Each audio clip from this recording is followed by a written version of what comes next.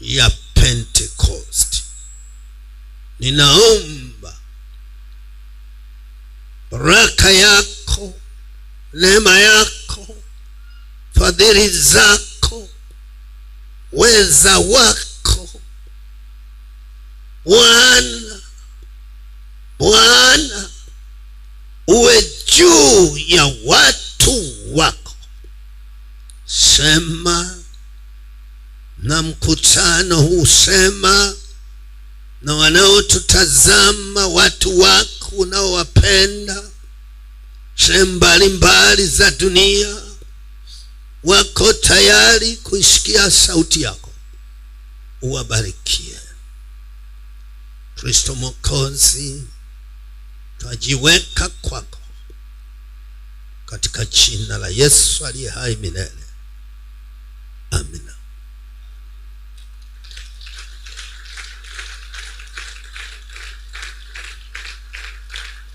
Hebu tuketi, chukua Biblia yako.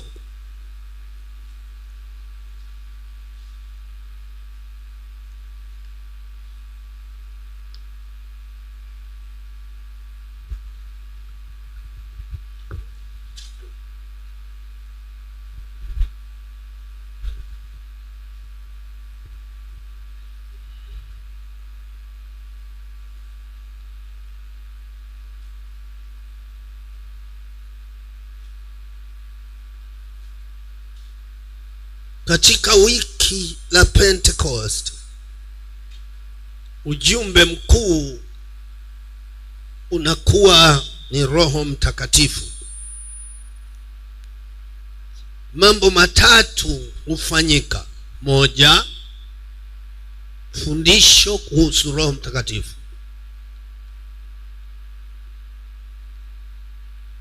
Pili, kujazwa Roho Mtakatifu. Na hapa kwenye kujazwa huwa haimaanishi wale ambao hawajajazwa. Kwenye wiki la Pentecost ni kila siku watu wote kujaa nguvu, watu wote kurefill, kujazwa tena na tena na tena. Na maombi ya wiki hili yanakuwa 100% karibu 100 au 90 na kitu ni kuomba katika roho. Sehemu ya kuomba kwa akili inakuwa ndogo.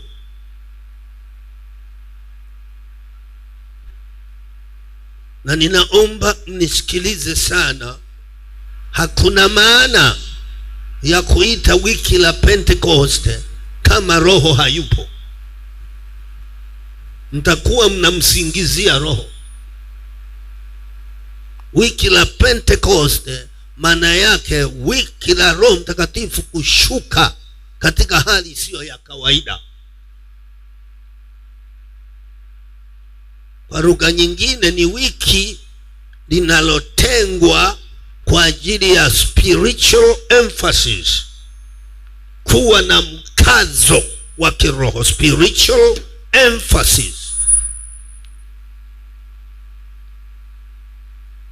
Kwa hiyo kila mmoja anakuwa amejiandaa kufanya mkazo maalum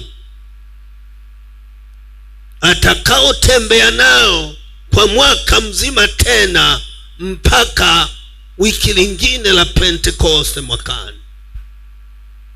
It's a crucial important moment katika nyakati nyeti katika kalenda za kanisa. Ni wiki la Pentecost.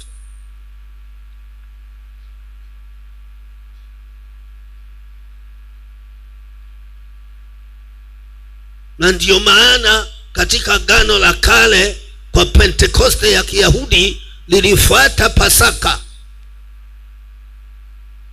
Waliposherehekea ukombozi wao kutoka Misri, kuwekwa huru kwao kutoka Misri, ilifuata shukurani kumshukuru Mungu kwa ajili ya mavuno ya ngano. Maana yake nini basi? Lilikuwa ni wiki la shangwe, la furaha, maana watu wamevuna, watu wamebarikiwa, wanashangilia mbaraka wa Bwana alioufanya kwa mwaka mzima. Wamelima, wamefanya vitu vingi, sasa wako kumshukuru Mungu baada ya kufanya reflection ya walikotoka.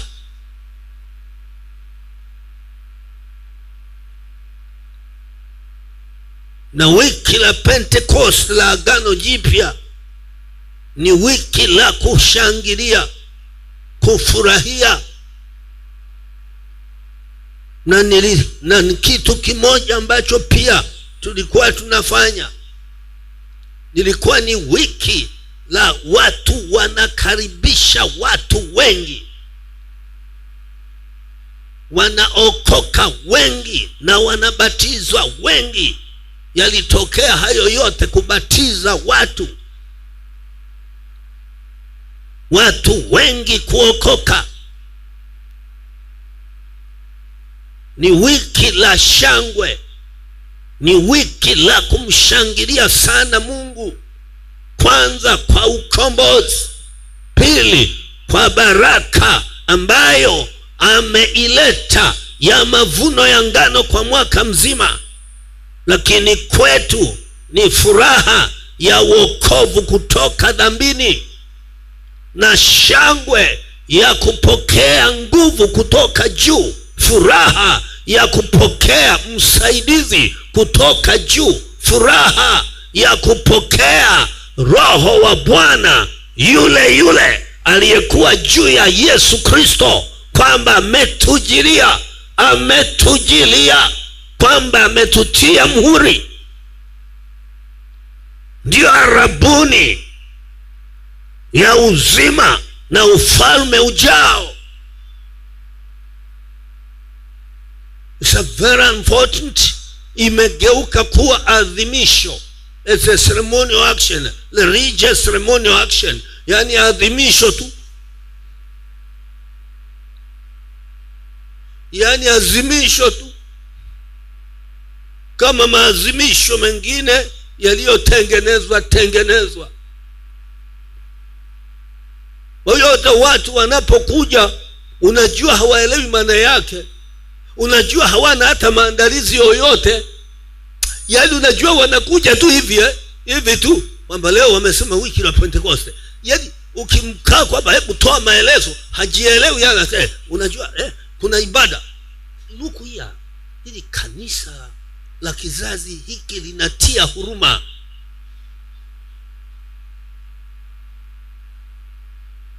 Ni kanisa linayoishi nje ya wakati.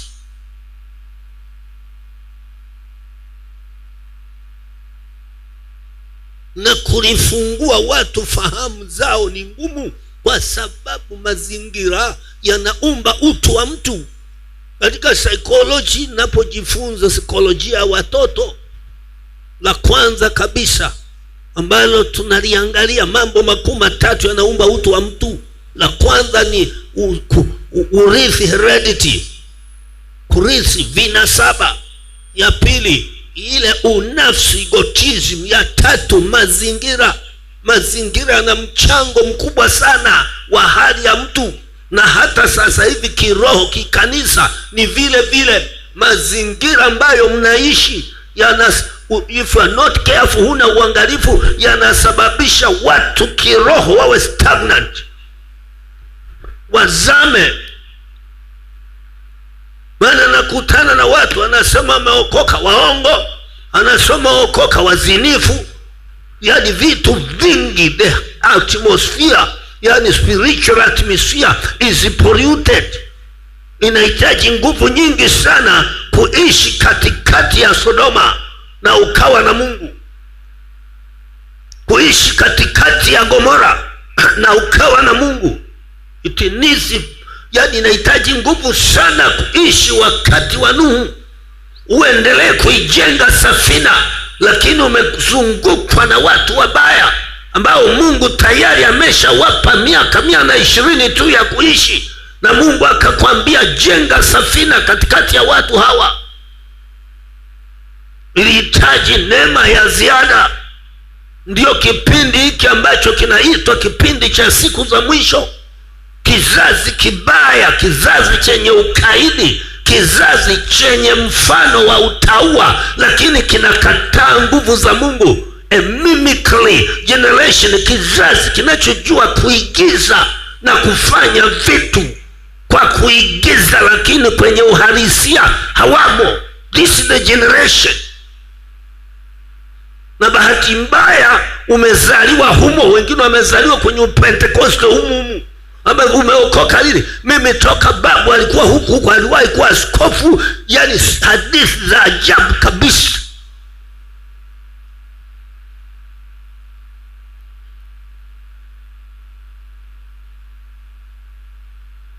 Uliokokea wapi? Unajua historia ya wokovu wangu mimi ni ndefu sana. Tulianzia wapi? Huko Karagwe, alafu baadaye nilipofika mahali nikasali hapa, alafu nilipofika mahali tena nikaenda, baadaye tulikuwa tunaombea pale mlimani. Yet you see, hana historia ya wokovu ambayo akieleza itamvuta mwingine amuone Mungu ambaye ametembea naye. Ni vituko tu, just events, vituko. Baadaye sasa nimeona kwa kweli, nimeguswa niwe hapa. Look here now, these are strange events.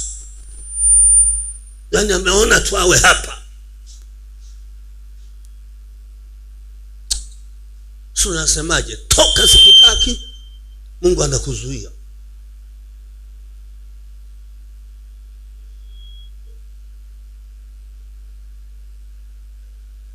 Ana testimony, ushuhuda ya kwamba mwaka fulani, wakati fulani, nikiwa katika mazingira fulani, halafu nilipofika kipindi fulani, ikawa sasa nakutana na jambo fulani, kisha Bwana akanitokea, akakutana nami kwa njia ifuatayo: 1, 2, 3, 4, 5.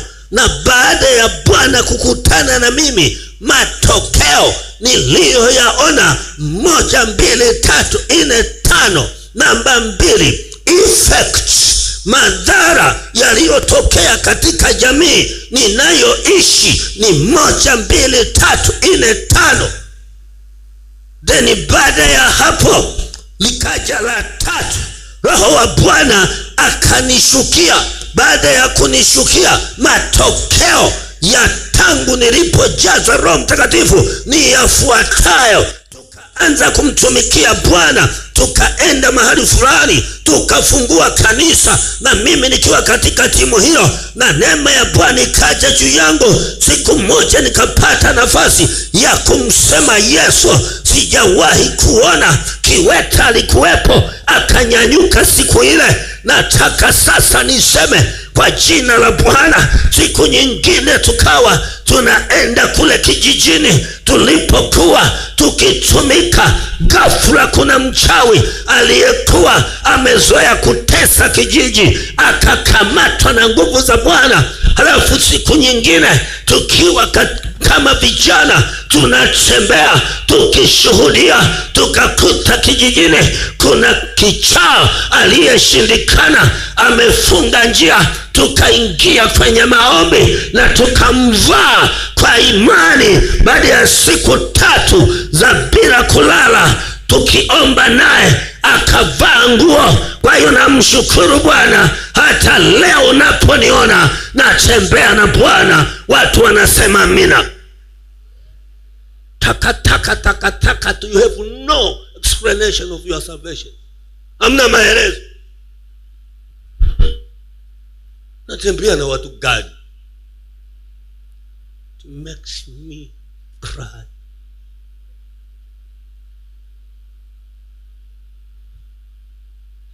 Na niliza sana mimi. Kini nafanya nini? Wewe kijana unaelewa tulikotoka miaka 30 iliyopita. Tunalala sakafuni pale, Kabjumba pale,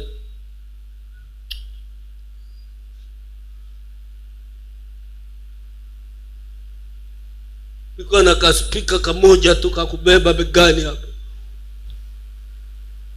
Leo na maspika haya, lakini unajua unaweza ukawa na kila kitu, lakini audience speaks much. Company ulionayo speaks much. Watu ulionao, unaofanya kazi nao speaks much.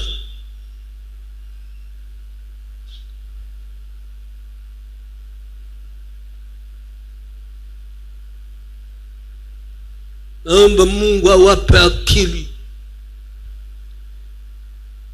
awape akili.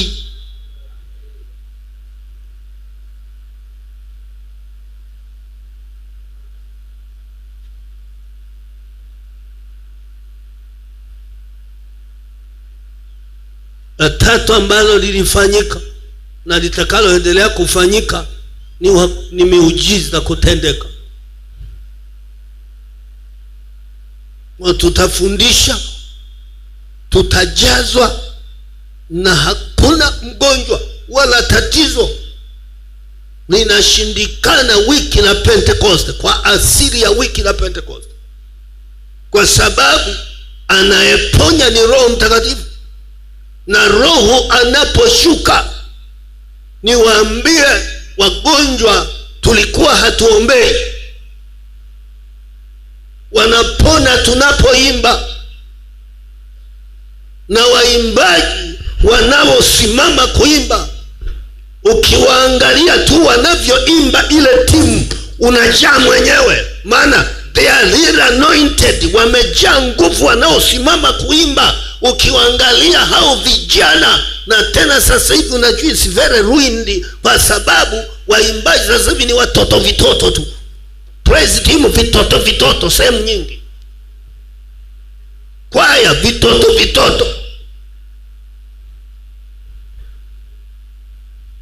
Watu wazee miaka 70 na kuendelea walikuwa wanaimba kwaya, watu wazima wanasimama praise team, watu wazima. Na ukiwaangalia muonekano wao, Roho amewafunika wanapoimba zile explosions of Pentecost, ile mipasuko ya Pentecost, ile mifumuko ya Pentecost, unaisense. Sasa wa leo hata wasanii wananafuu kwa sababu msanii utauona ule upako wa msanii. Kama ni reggae utaiona reggae kichwa usoni pake, kama ni rock music utaiona ile rock. Yani mwanamuziki utaona kabisa hali yote na muonekano wake, ukiliongea lile analolifanya, si ndio jamani? Kweli si kweli? Yani muonekano na hisia na kila kitu unaliona lile analolifanya.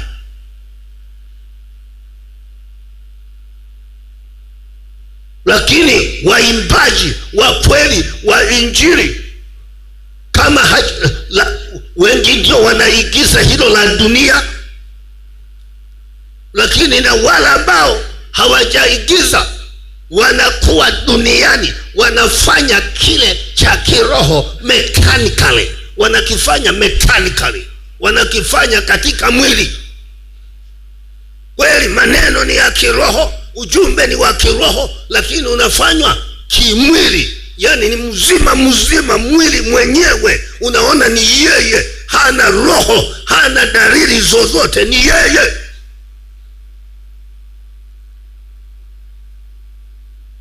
Kwaya zilikuwa zikisimama, ni wanawake wanaimba, nguvu nyingi. Leo ni wakavu hivyo hivyo, yani ni wale pale kama walivyotoka kwenye biashara zao za mandazi, wamesimama pale na mandazi yao.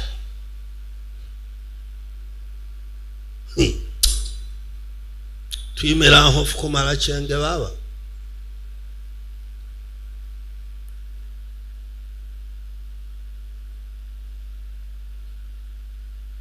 Kurunzi zote zitaisha.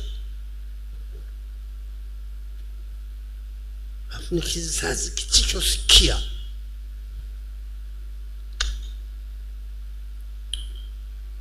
Eti vijana wanaimba jamani,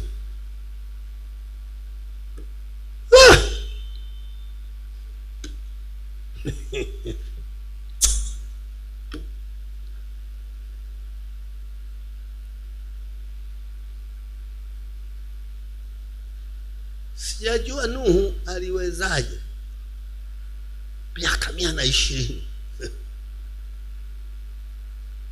It's very difficult to tolerate this situation. It's hard.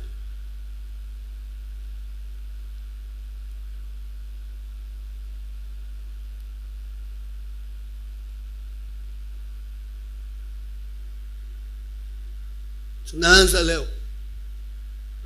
Na waita kanisa zima kesho.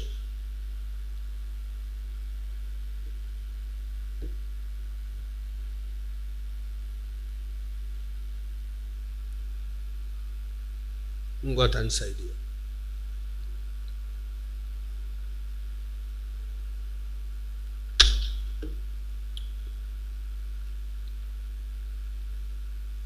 Kwa siku hizi 2 au 3 tutaangalia utendaji wa Roho Mtakatifu. Ndilo somo kuu.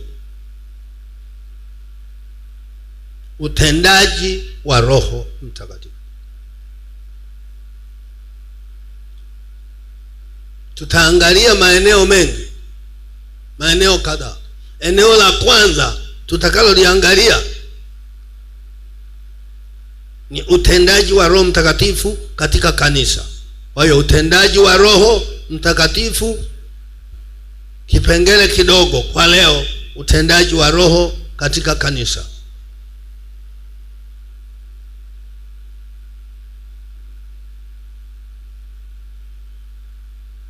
Hiyo ni sehemu ya kwanza.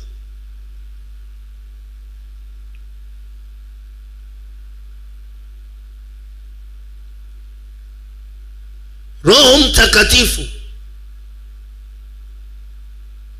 ameshuka siku ya Pentecost kulipaka mafuta kanisa,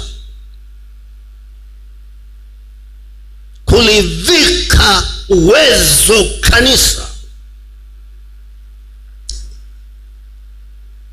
ili liingie kazini, kuwavika uwezo kila aaminie, ili wawe mashahidi, martyrs, wafia dini, wafia imani.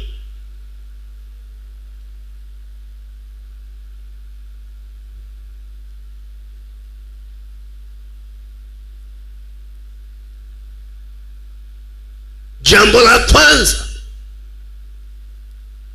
au kazi yake ya kwanza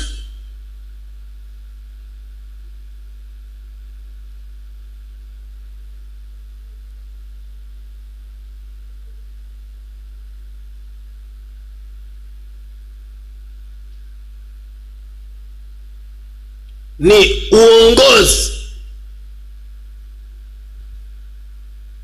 leadership. Katika kanisa, mbali ya kulipaka mafuta kanisa, Roho Mtakatifu huliongoza kanisa. Kanisa linatakiwa liongozwe na Roho.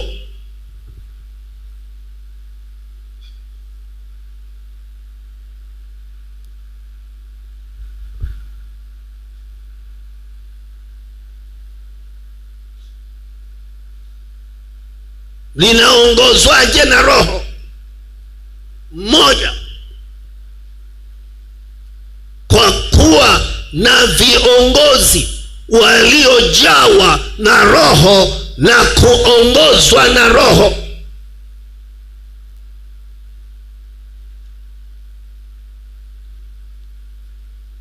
Matendo 6:3 Biblia inasema, basi ndugu, chagueni watu 7 miongoni mwenu walioshuhudiwa kuwa wema, wenye kujawa na roho na hekima, ili tuwaweke juu ya jambo hili.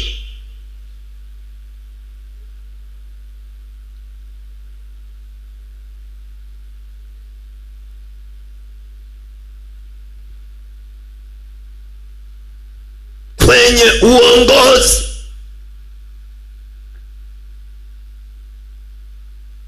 kuwa na viongozi waliojawa na Roho Mtakatifu, mashemasi waliojawa na Roho Mtakatifu, wahudumu waliojawa na Roho Mtakatifu, wachungaji waliojawa na Roho Mtakatifu, wazee wa makanisa waliojawa na Roho Mtakatifu, maaskofu waliojawa na Roho Mtakatifu, wahubiri waliojawa na Roho Mtakatifu.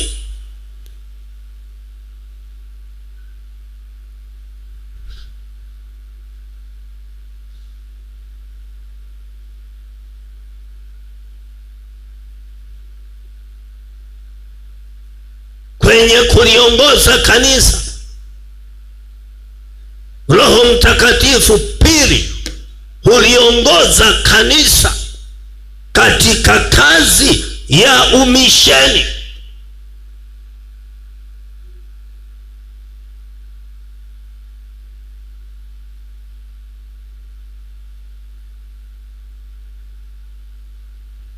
Matendo 13 mstari wa 2 na wa 3.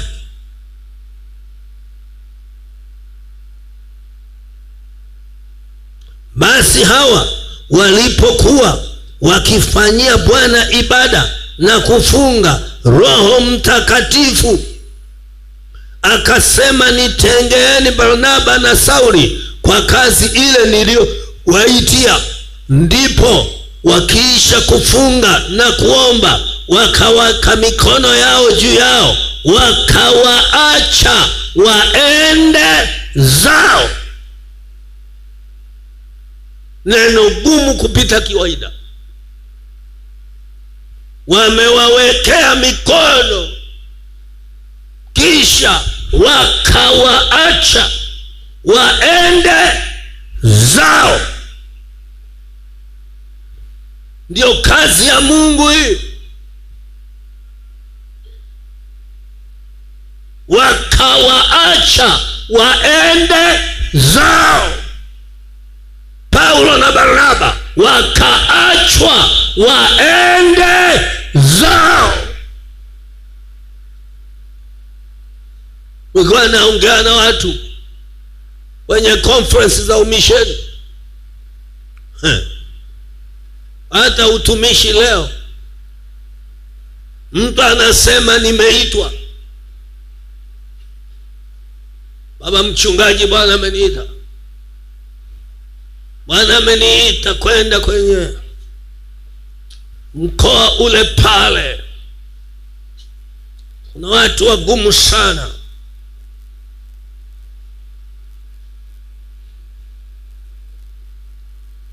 Hilo neno tu mimi siwezi kuendelea kumsikiliza. Kisha jifuta.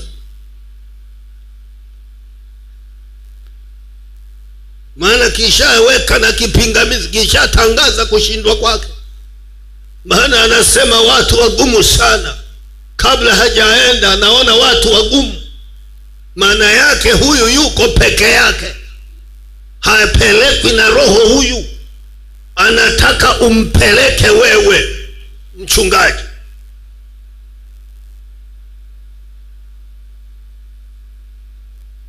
Basi wewe ndio mzazi wangu, na kutegemea sana. Unajua tena maeneo hayo mageni, simjui yoyote kule. Huyu sio mchungaji, mdandiaji.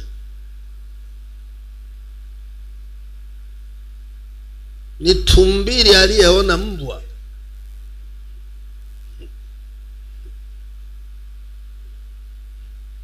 Wakakuta maisha hapa ardhini hayafai, atafute mahali pa kudandia.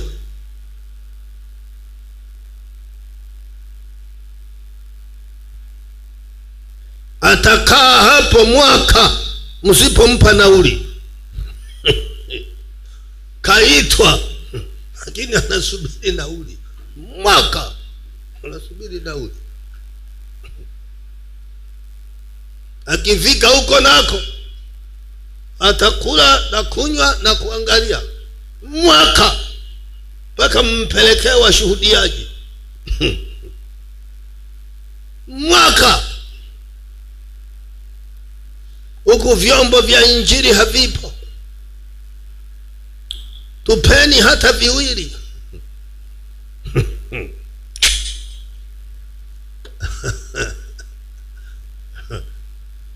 Vagabond.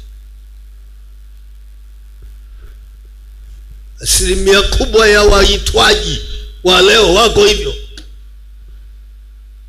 Nikamkuta yuko mwaka wa 3 Bible School, akachapisha kadi utafikia anakwenda kufunga harusi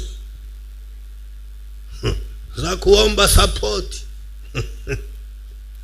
Sina tatizo na kusupport, sina tatizo. Na unao tu support unabarikiwa sana. Lakini huwa hatuanzi na support.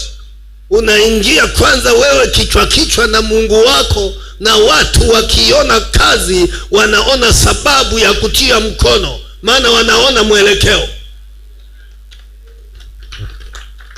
Ndivyo inavyotakiwa. Asa jamaa yeye anatoa gharama tu. Unajua mkutano hapa unahitaji gharama hii, jukwaa gharama hii, lakini toka ufike kuna nini? Au unajua mazingira bado magumu.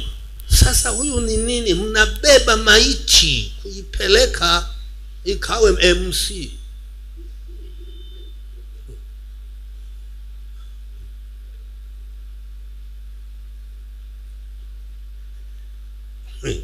Sherehe itaenda.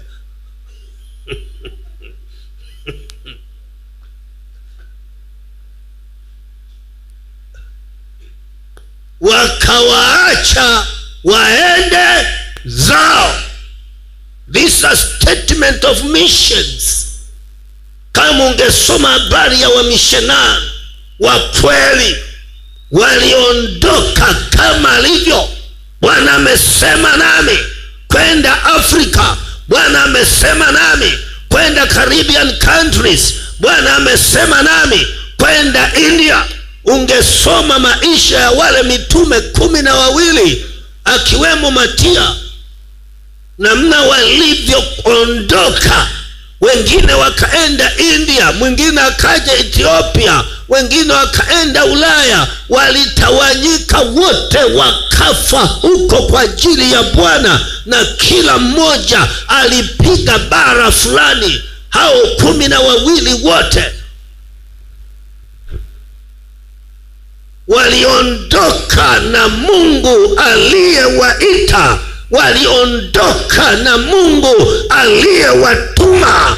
Yeye huita, yeye huongoza, na yeye hufadhili.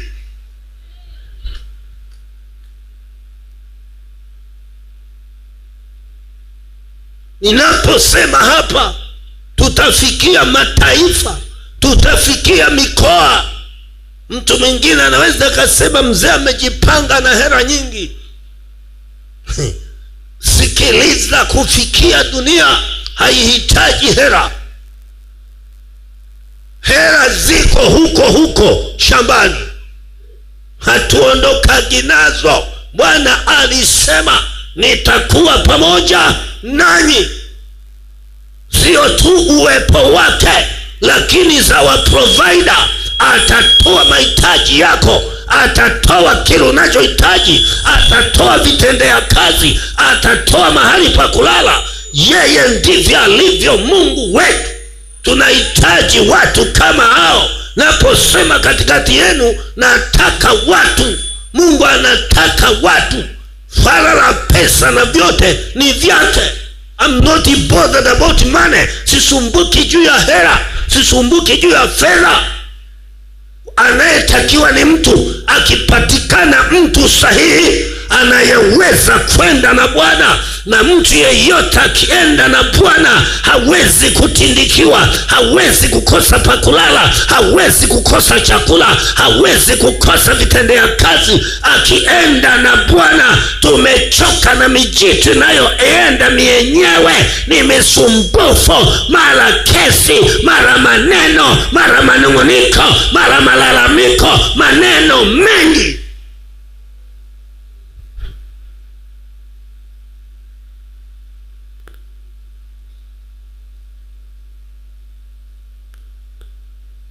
Anakaa wiki 3 tu, msipomtumia vihera mumenisahau, mmegeuka kuwa shetani wangu nye.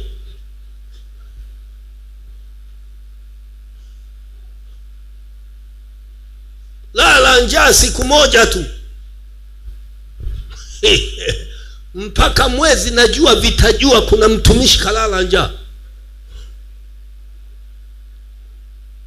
Itakavyotangazwa hiyo njaa, kila anapofika, Bwana asifiwe sana. Unajua kumtumikia Bwana ni shughuli. Kwa mfano sisi kwa kweli Mungu anatulinda sana. Kuna siku moja tumelala njaa, huoni hata aibu. Yaani hivi una akili nyingi wewe. Siku moja yaani usisimame hapa kuelezea mambo hayo, toka. Eti siku moja tulala njaa, siku moja ule melala njaa, siku moja. Naye anaona ushuhuda siku moja. Ana akili timamu huyo?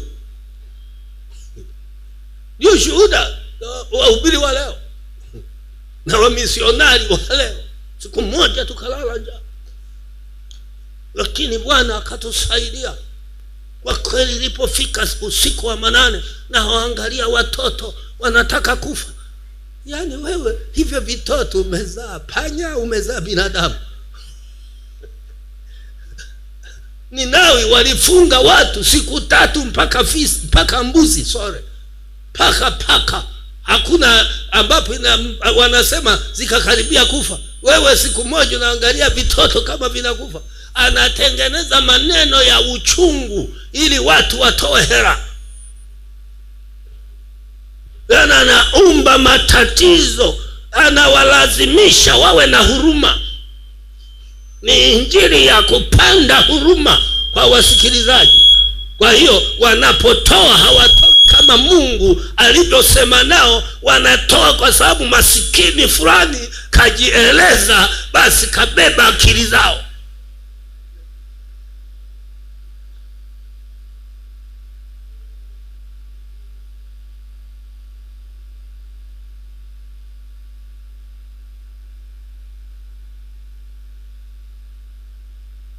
Tukafika mahali tukalala kwenye nyumba. Hatukujua kumbe kulikuwa na siafu. Si mnajua siafu? Nashtuka nakwambia, siafu wamenipandia. Kazi ya Mungu inahitaji uvumilivu. Siafu. Unaongea siafu. Siafu. Yaani wanasimulia vitu vya kitoto. Wenzako walipoachwa wakaenda zao. Walipofika Listra, Paulo akapigwa mpaka akazimia. Wakamshika wanamburuta chini kama mbwa, halafu wakaenda kumtupa porini. Asubuhi Roho wa Bwana amekuja akamfufua tena na kumuhuisha. Wakamkuta yuko katikati ya mji tena, anasema Yesu ni Bwana.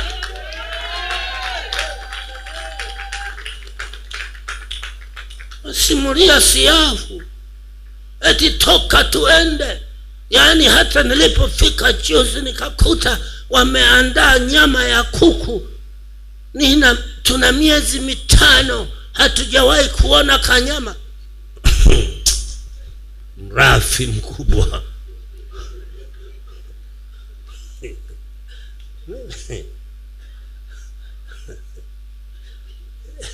I get it puzzled, you people. I get it puzzled.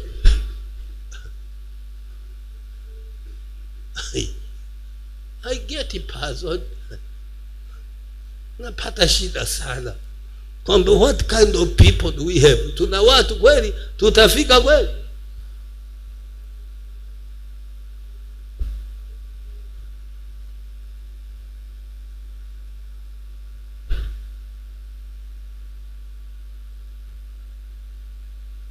Tukafika mahali tukalala kwenye kahoteli, hoteli za kule, hata maji hakuna, nafungua mabomba hayana maji, nikabidi tuoge kwenye ndoo. Injili inahitaji uvumilivu. Hivi huyu mtu ni salama? Anawauliza, huyu ni salama? Is a lifeist. Huyu ni anasa tupu, mpenda maisha huyu. Unaongea habari ya bomba. Kwenye misheni kuna kuwaga na mabomba. Hata maji ya kwenye chupa kule hayapo, tunakunywa ya kisimani. Naongea mishedari. Anataka aende na uhai kule akute na masafi.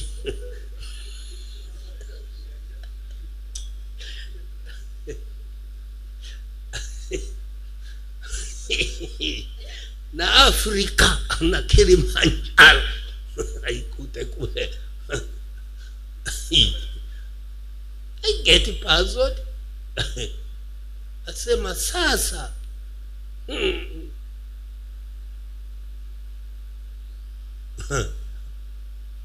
ashukuru nilitembea, nimesafiri na vijana, nilikuwa na waasesi kwa mambo mengi ili niwaone kama wananifaa au hawanifai.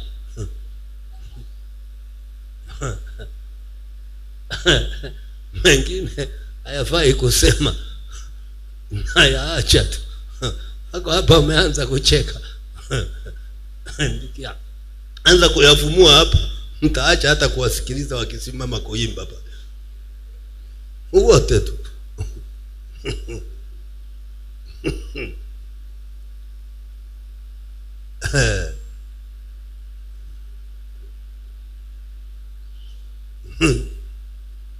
Ngine tulikuwa mahali fulani, bahati mbaya tu kidogo, tunaitwa nini, baadhi zikawa zimechacha kidogo. Wacha wasimulie baadhi wanafanya kutazamana.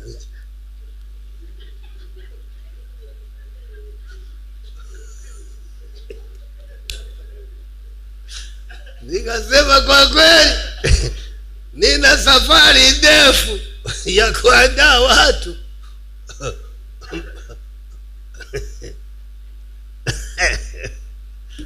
Nina wahifadhi.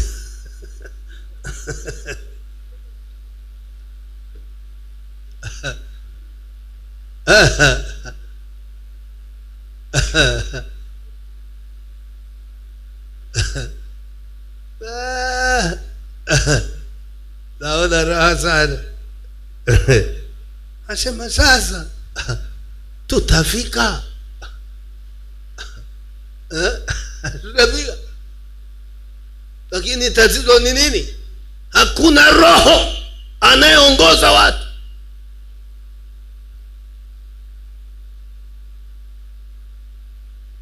Hakuna roho anayeongoza watu.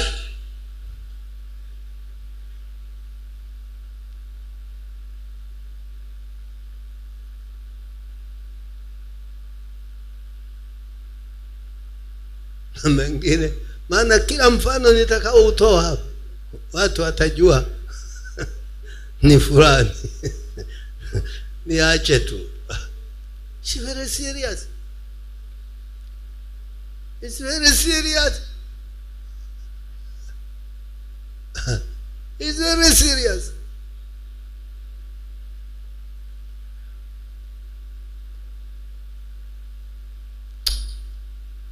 Roho Mtakatifu kwenye maongozi pia ndiye analiongoza katika kufanya maamuzi, in decision making. Matendo sura ya 15 mstari wa 1 mpaka wa 35, wanapofanya kikao kufanya maamuzi juu ya kanisa, wanasema Roho Mtakatifu pamoja na sisi alikuweko.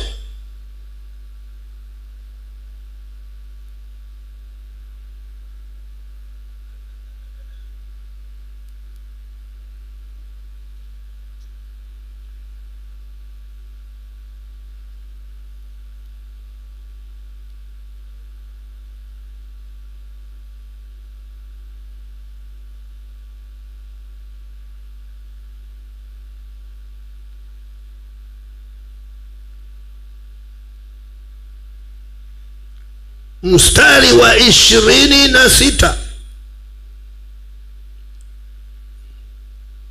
kwa maana ilimpendeza, 28, ilimpendeza Roho Mtakatifu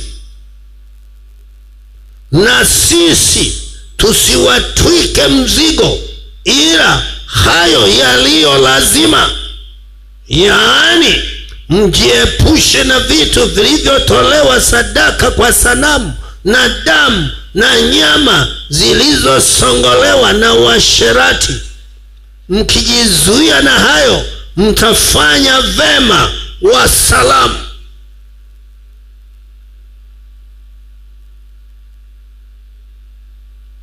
Kufanya maamuzi.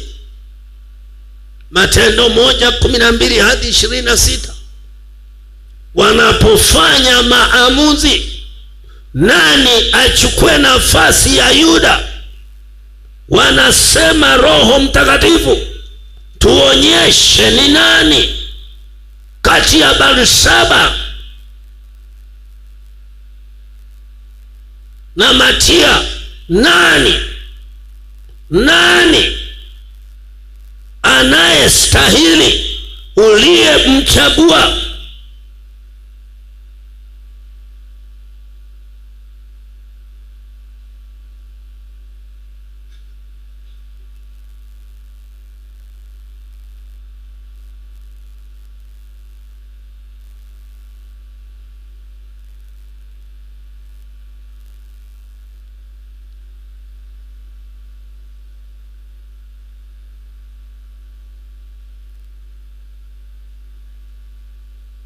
Kisha wakaomba wakasema, wewe Bwana ujuaye mioyo ya watu wote, tuonyeshe ni nani uliyemchagua katika hawa wawili ashike mahali katika huduma hii na utume huu alioukosa Yuda, aende zake mahali pake mwenyewe.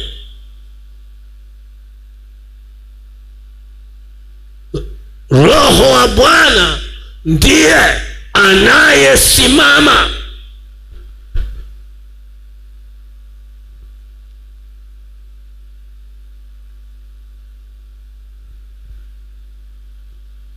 Katika kila eneo la maongozi, jinsi ya kuweka viongozi, ni Roho anahusika. Wanapotenda kazi viongozi, ni Roho anahusika. Wanavyo operate viongozi, ni Roho anahusika.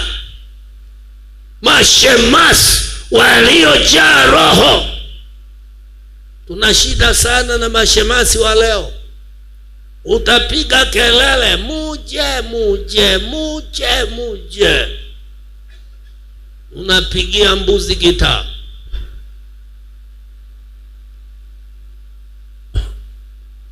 Wale unafikiri unawaomba waje wafagie nyumbani kwako. Waimbaji, mujitahidi. Hakuna neno baya kama mujitahidi kwa kazi ya Mungu. Mujitahidi maana yake hawa watu wako hoi, basi wajitahidi, lakini walishakwisha. Kwa Mungu hakuna kujitahidi. Jitahidi kwenye shughuli zako. Kwa Mungu alaaniwe kila mtu afanye kazi ya Mungu kwa ulegevu. Unajua watu mmejilani wengi bila kujielewa. Neno la Mungu halibadiliki. Ni afadhali kuachia ngazi kuliko kung'ang'ania halafu unachofanya kieleweki. Unabeba laana. Kuna watu wanajilani wenyewe, anatembea na laana kwa kufanya kwa ulegevu, goigoi. Anachokifanya kieleweki. Ni mwimbaji asiyeeleweka mpaka apigiwe kengele. Kuna laana zingine unazikamata wewe mwenyewe, unazitengeneza mwenyewe.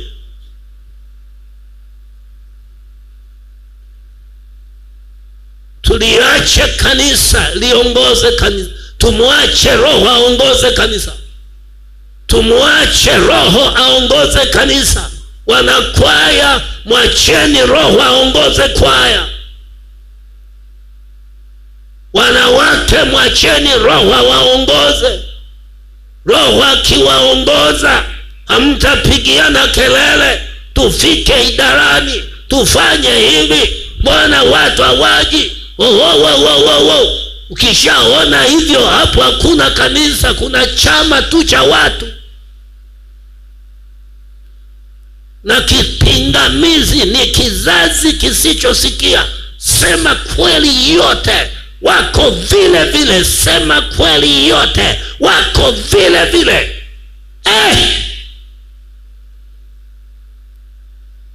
They can tear you into pieces. Waweza wakakupasua vipande vipande.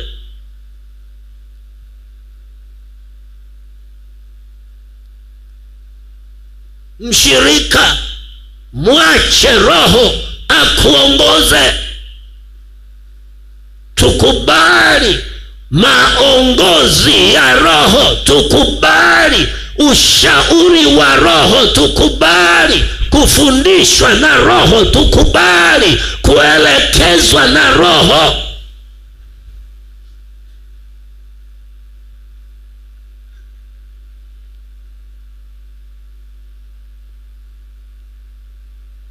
Labda nilisema la pili,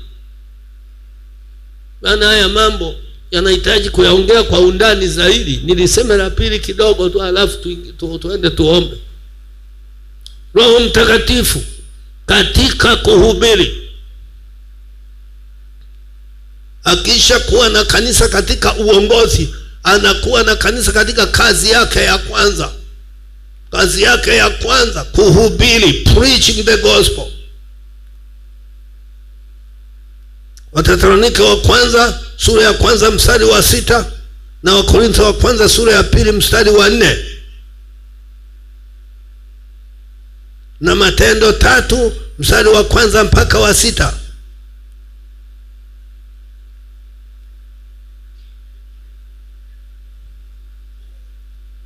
Kwenye Timotheo wa pili, Paulo anamuasa Timotheo, anasema na kuagiza, Timotheo wa pili 4:1-2, na kuagiza mbele za Mungu na mbele za Kristo Yesu atakaye wahubiri waliokufa na walio hai, lihubiri neno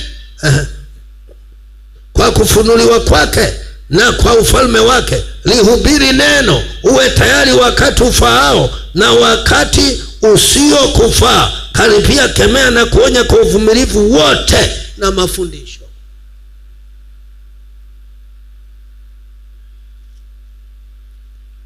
Wathesalonike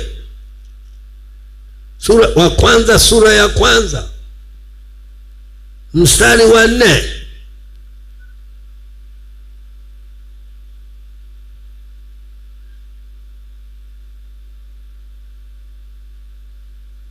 Ya kwamba injili yetu haikuwafikia katika maneno tu, bali na katika nguvu na katika Roho Mtakatifu na uthibitifu mwingi, kama vile mnavyojua jinsi zilivyokuwa tabia zetu kwenu kwa ajili yenu, nanyi mkawa wafuasi wetu na wa Bwana, mkisha kulipokea neno katika dhiki nyingi pamoja na furaha ya Roho Mtakatifu. Sema amina.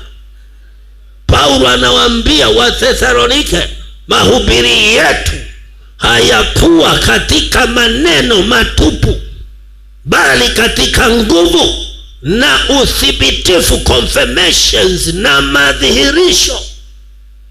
Roho Mtakatifu ndiye anayeliongoza kanisa katika kuhubiri. Anakaa juu ya wahubiri. Ninaposema wahubiri, sina maana ya wachungaji peke yao na wainjilisti. Nina maana ya kila mtu anayepewa fursa ya kusimama madhabahuni mbele ya kusanyiko lolote, liwe la wakina mama, liwe kwa vijana, liwe kwenye idara gani. Mhubiri huyo anayesimama na neno ni lazima asimame katika nguvu nyingi. Na hapa niseme hata mnaoongoza maombi, naomba mabadiliko wote mnaoongoza maombi. Mungu anaangalia mtu anaongea neno la Mungu huko ameegama hivi. Yaani utafikiri anasubiri nyama bucha, wanamkatia katia.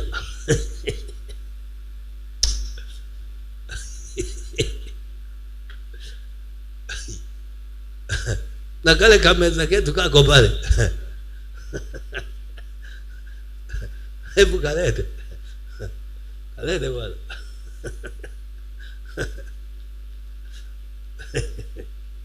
Naomba mabadiliko. Ni Ijumaa mko kwenye maombi, au hizi siku zetu kila siku tuna maombi? Anasimama mtu hapa na haka kakaratasi. Bwana Yesu asifiwe sana. Sasa tunaingia kwenye maombi. Jambo letu tunalo la kwanza na la pili tutakwenda. Nasema huyu anaelezea samaki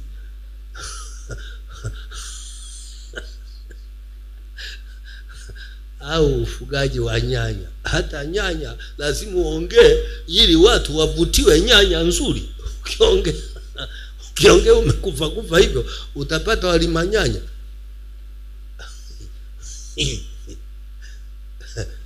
Hima wasimamizi. Sasa tusimame. Haya.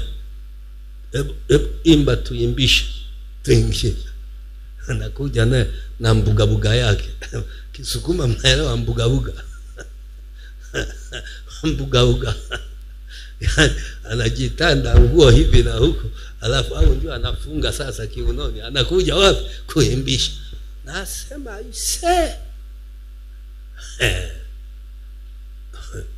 hii ni Gehena. Hii ni dhoruba.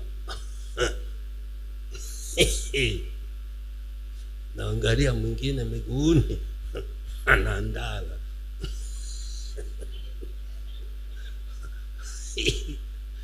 Unasema sasa kumepambafuka, sio kupambazuka, kumepambafuka. Matokeo yake sasa hata wanapokwenda ndio wanaingia maombi. Bwana Mungu washanga. Kwa kweli wanashanga. Sio alivyo mkuu sasa, wanashanga mambo yalivyoendea kombo. Wanashangaa ndani ya dakika 5 wote wameshapigwa na yule jamaa. wote usingizi, shingo zinaelekea kuzimu. Hakuna anayesinzia shingo ikainuka hivi. Uliwahi kuona mtu anasinzia alafu shingo inaenda juu? Kila anayesinzia shingo inaenda kifoni. Kuisha habari. Very serious.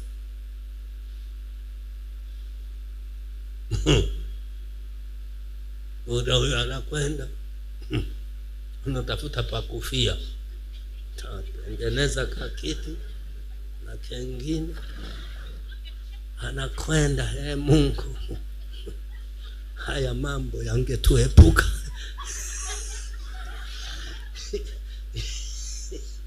Yani matendo yake anavyowake unamuona tu. Kama Mungu angesema muje bila kuomba, angesema hebu umetupa shughuli. Mwili na matukio yananiambia hivyo. Si kweli wanangu? Si very serious. Hata mimi nabaki na shanga. Niamshe nani? Nibebe hiupi? Mtanivunja mgongo.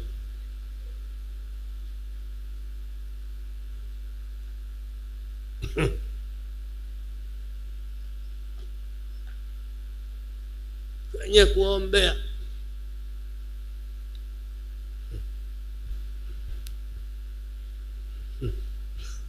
piga kelele, kuta mwingine amesimama. Wewe unamuombea hapa, wao wamefanya tu hivi mikono, wanasubiri kuna nini? Sasa sema wewe ikimkono tu unapokea nini huko angani?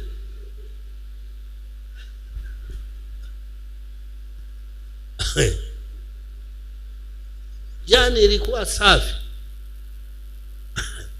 Ile pepo ya jana zingetokea 3. Wangapi walikuwepo jana? Waulizeni. Ilikuwa inakamata mguu hivi unaenda juu. Mtu ne. Wote walipata akili.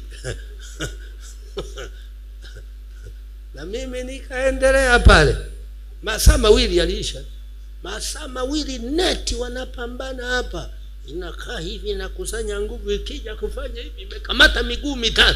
Nikasema come on, go on.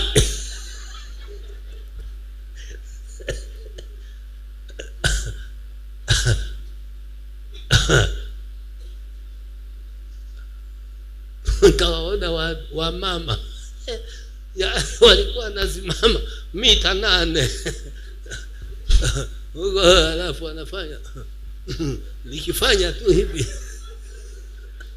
Mara ya kwanza jana wana withdraw, nisiwataje kwa majina mtawasonga.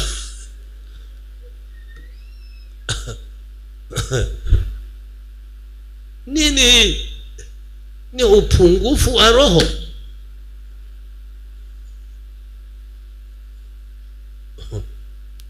Very serious. Mmenisikia? Mungu kwenye idara ya wanawake, mhubiri ndio anasimama.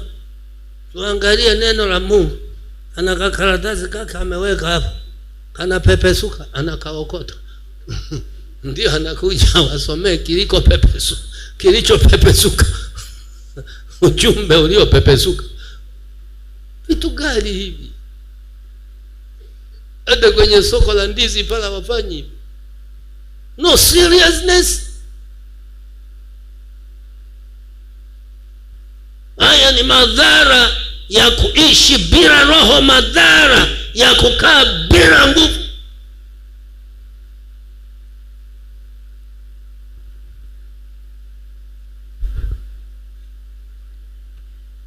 Na nguvu za Mungu sio za kuigiza.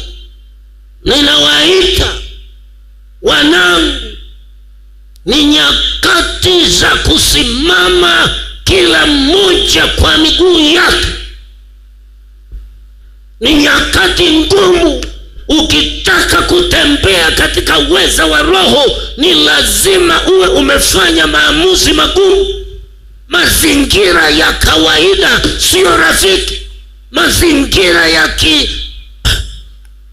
jamii unaoishi sio rafiki. Mazingira ya kazi zako sio rafiki. Mazingira ya kiuchumi sio rafiki. Yanayokusonga kila siku kuanzia asubuhi mpaka inafika jioni ni mengi mno, ambayo yote yana mchango wa kukutoa kwenye nguvu. Yanayoudhi ni mengi mno, makwazo ni mengi mno, mahitaji ni mengi mno, upungufu ni mwingi mno, mabadiliko ya hali ya hewa, mabadiliko ya nchi na dunia, mabadiliko hali ya habari na taarifa zinazokuja zilizoijaa dunia. Asilimia kubwa ni taarifa ambazo za kuumiza, za kuchosha. Erosion of spirituality is full in the world. Sasa wewe kwenda kinyume na haya yote unayoyasikia na kuyaona, unahitaji nguvu ya ziada kutembea katika uwepo wa Bwana bila kuchuja. Unahitaji nguvu ya ziada na maamuzi ya makusudi ya kufikia mwisho. Wengi hamnielewi nikiwaambia ni maiti inayotembea. You don't understand me. Mnafikiri naongezea maneno tu. Hebu endeleeni kufuatilia hilo neno mpaka mlielewe. Hamwelewi.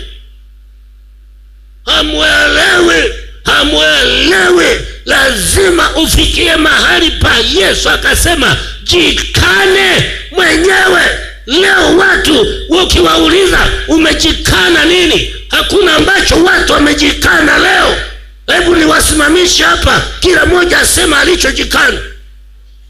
Umejikana nini wewe unaposema Yesu anasema jikane mwenyewe? Hivi umejikana nini? Simama basi kama ni mwanaume hapo tueleze ulivyojikana wewe. Hiki kizazi hakijui kujikana. Na haya mahubiri yaliyojaa ya njoo ufanikiwe, njoo upate hiki, njoo barikiwe, njoo nini, yamemeza mioyo ya watu. Hata wakiwa vyumbani wanawaza kufanikiwa, wanapotembea wanawaza mipango, wanapo kila kitu mipango. Sina tatizo ya mipango, lakini tunaishi kana kwamba tutaishi miaka 100, na tunaishi kana kwamba Yesu anarudi kesho.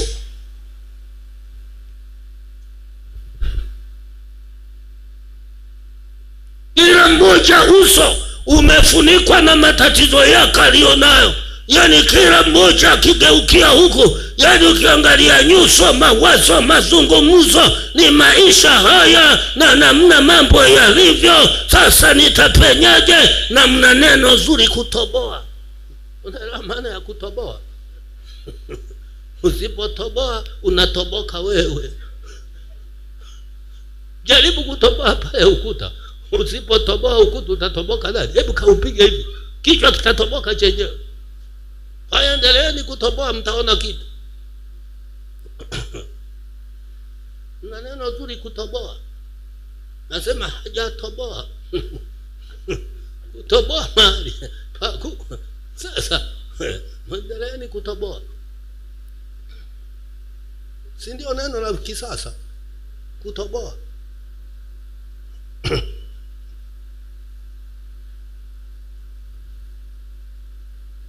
Tusimame.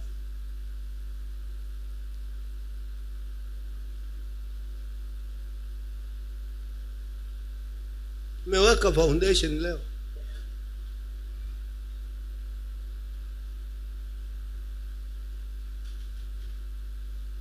Hebu simama nikupe kanuni sasa.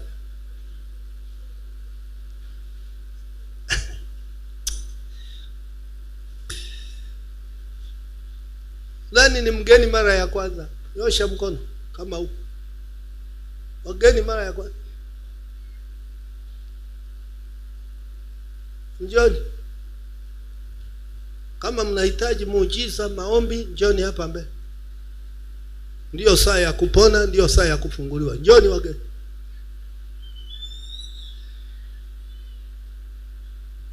Njoni ndugu zangu. Njoo mama kupona hapa.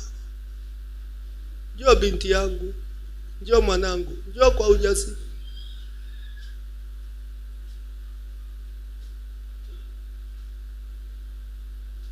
Njoo tu. Na shida yoyote njoo.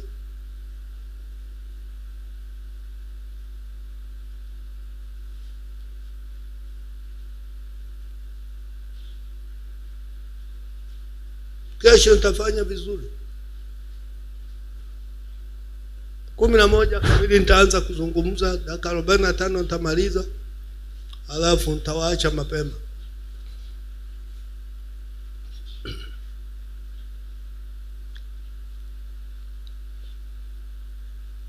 Ndugu zangu, karibuni. Ima, umekuja? Umemaanisha mwanangu. Mungu akubariki sana. Ushindi ni lazima. Na shetani lazima apigike. Ni nini bado? Ni mtoto.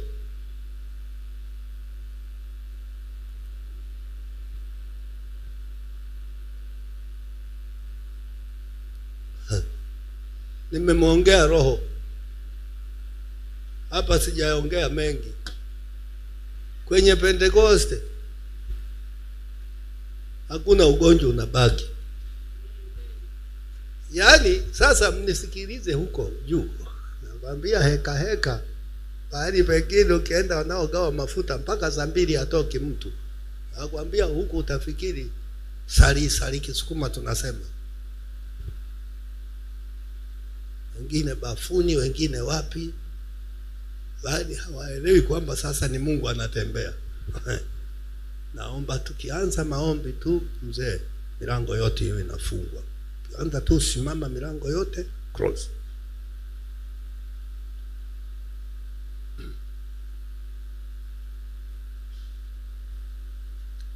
Sasa watu wote niangalie.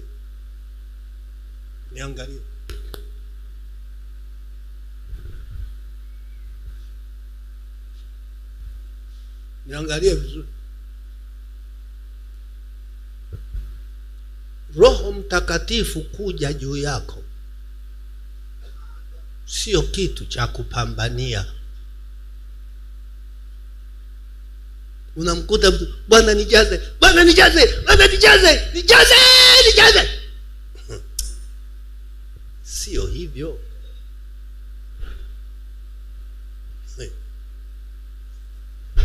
Sio hivyo. Roho ni roho. Haletwi na nguvu yako na mkazo wako na maneno yako. Haletwi hivyo.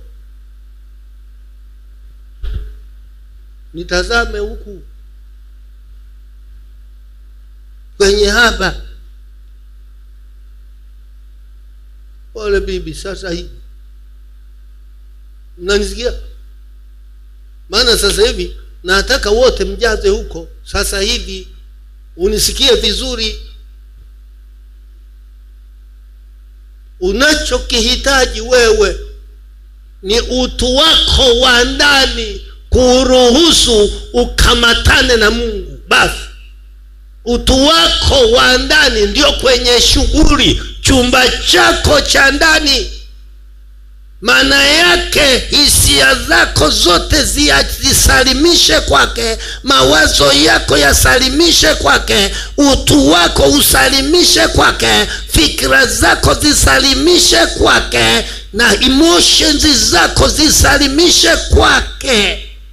Kwamba sasa Bwana, ninakata mawasiliano na ulimwengu mwingine, najiunganisha na wewe. Basi dakika moja Roho anashuka. Sasa kazi ni hapo, munakuja ibadani umebeba na madeni yako ambayo unadaiwa, na unaogopa simu tayari ukiwa hapa message zimeingia, zimesha kukoroga. Hapa umebeba hali ya chakula cha jioni, sijui ni maharage au kunde. Munakuja ibadani, muna ibada mbili. Hapo unataka kuabudu na vitu vinavyokuzunguka navyo ni ibada nyingine.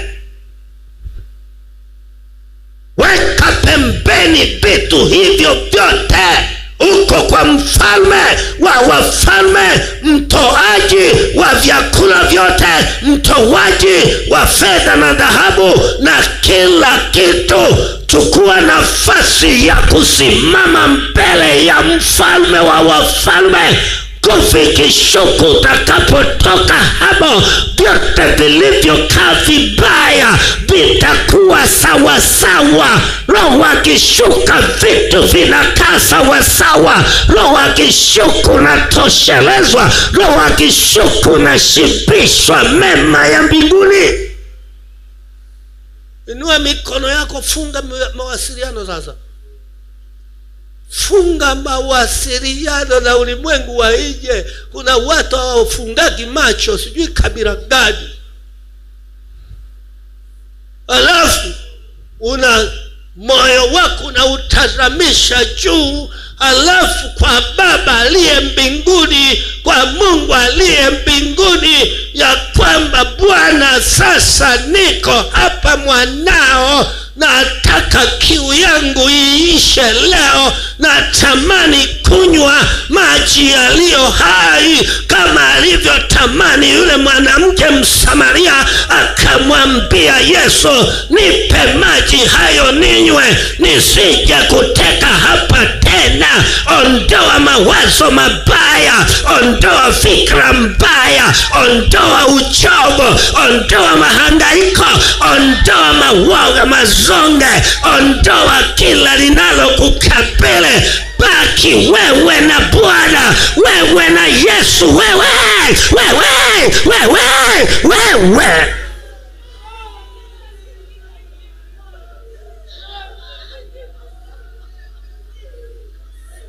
Mwanaume,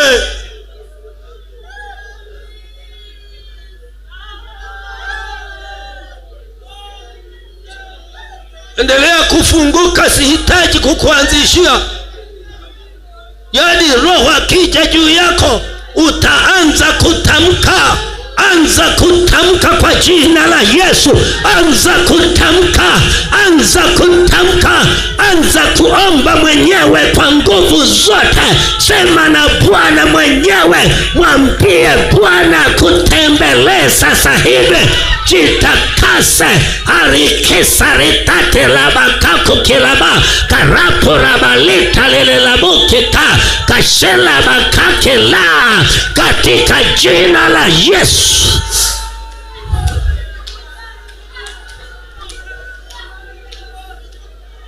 Bado naona wengi wanatabika tu, bado unatabika, hujazoea mambo ya rohoni. Bado unatabika, naona unahangaika. Utahangaika mpaka lini mwanamke? Yesu anakuja, utaachwa. Yesu anakuja, utaachwa. Wanaume, funguka.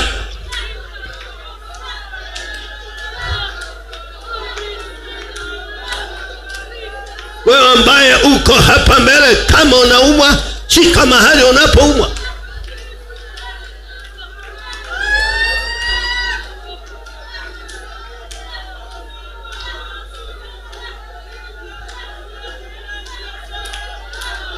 Aya roho ya mateso, aya roho ya mateso, rikaserera matetabo, rikaserera lelabo. Aya roho ya mateso, ondoka. Aya spirit of temptation, ewe nguvu ya mateso, ondoka katika jina la Yesu. katika jina la Yesu. Katika jina la Yesu navunja hiyo nguvu inayokutesa katika jina la Yesu. In the name of Jesus. Omba naye. Rikaselelaba.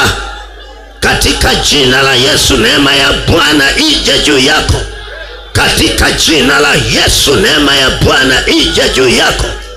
Katika jina la Yesu leo tunamalizia yaliyosalia. Mateso ya mgongo wako, mateso ya mwili wako, Bwana kukague toka kifuani, toka kichwani mpaka miguuni kwa jina la Yesu. Maumivu ya nyamaze, maumivu ya nyamaze, maumivu ya nyamaze milele katika jina la Yesu. Katika jina la Yesu. Katika jina la Yesu. Na shangaa kuna watu wamechoka wala siji huko. Rikaselelaba.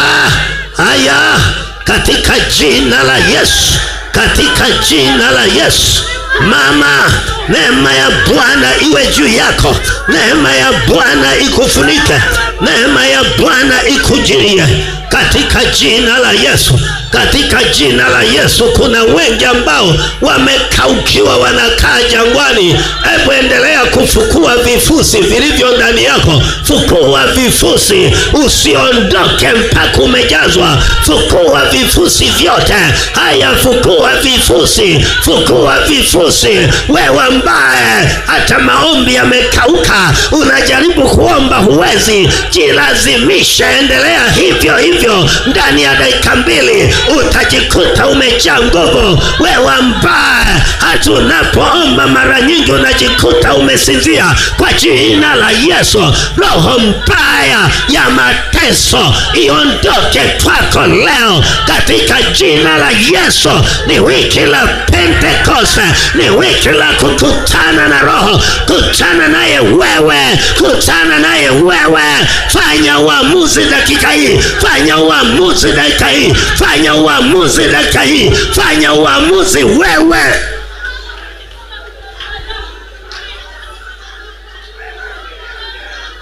Bado bado bado bado bado bado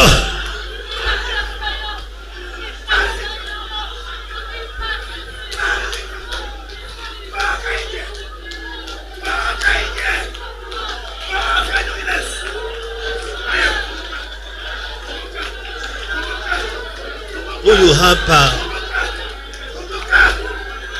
Haya, muujiza umetendeka, muujiza umetendeka Baba, muujiza umetendeka Baba, muujiza umetendeka, muujiza umetendeka rafiki, muujiza umetendeka rafiki, muujiza umetendeka rafiki, muujiza umetendeka, muujiza umetendeka. Huyu pepo bado limo, msaidieni. Rikaselelaba. Kaa vizuri na huyu mzee asidondoke.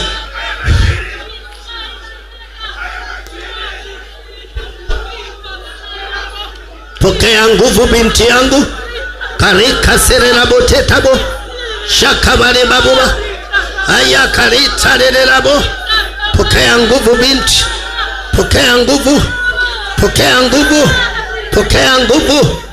Pokea nguvu. Nadaka vibaya ima, utawaumiza watu. Rikaselelabo. Urakabaleba. Ni wewe, ni wewe.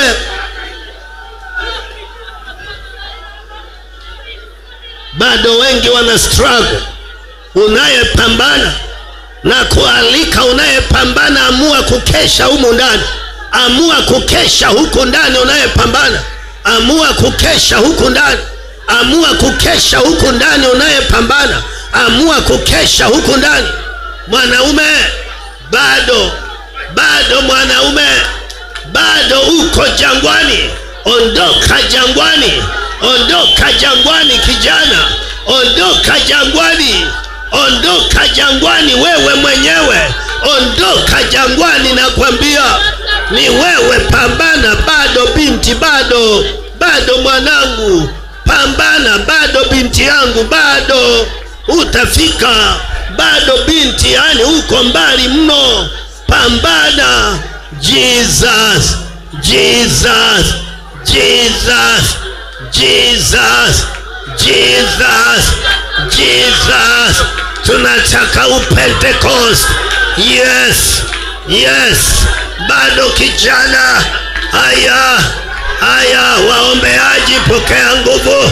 Rikaserelabo karapo karabaleta lelela shaporela bote likaserelabo leba la kabola baleta lela likasalaba.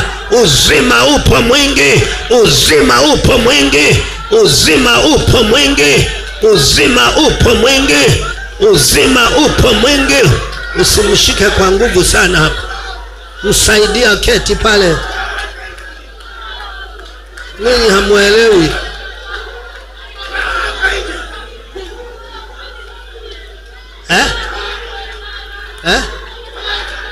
Ndio sasa. Msaidia kae chini.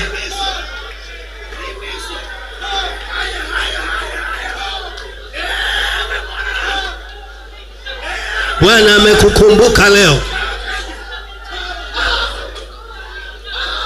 Bwana amekukumbuka leo baba. Bwana amekukumbuka leo. Bwana amekukumbuka leo. Bwana amekukumbuka leo. Pokea neema. Pokea neema baba. Pokea neema baba. Pokea neema. Pokea neema. Bwana amekukumbuka leo. Pokea neema. Rikaserelabo.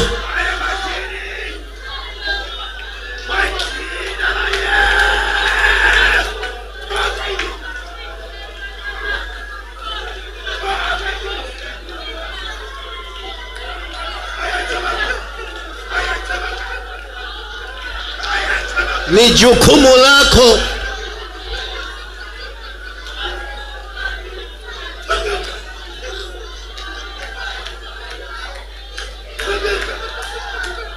Fire!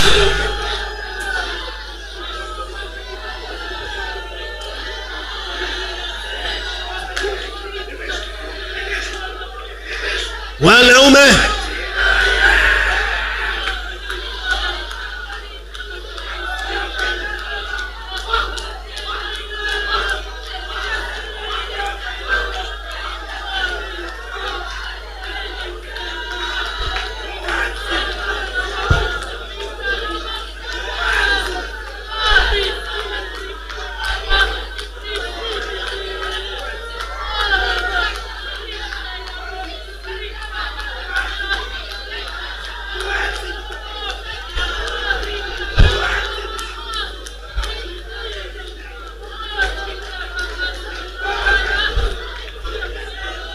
na waalika kesho wote mnaonitazama, tuko kwenye utendaji wa Roho Mtakatifu mpaka Jumapili sehemu mbalimbali za dunia. Na waita kwenye ujazo, na waita kwenye mafuriko, na waita kwenye nguvu nyingi. Tuko siku za mwisho. Yesu anarudi. Yesu anarudi. Jipeni moyo, twende.